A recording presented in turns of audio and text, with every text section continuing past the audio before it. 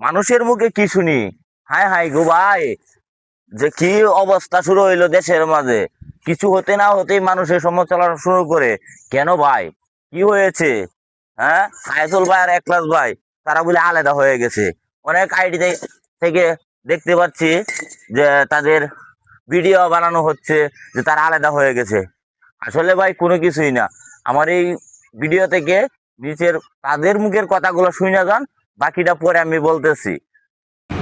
Hello দর্শক, আসসালামু আলাইকুম। কেমন আছেন সবাই? আশা করি ভালো আছেন। অনেকেই ভাবতে পারে এবং কি বলতে পারে আমরা দুজন আলাদা হয়ে গেছি, কিন্তু না, এটা একটা ফেসবুকের আপডেট।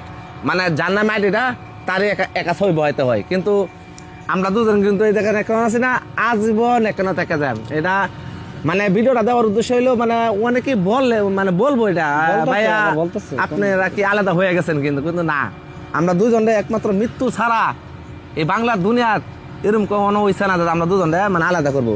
আমরা দুজন ঠিকই আছি, আপনারা কিন্তু টেনশন করবেন না, ঠিক আছে? সবাই দোয়া করেন আমাদের জন্য। আল্লাহ হাফেজ।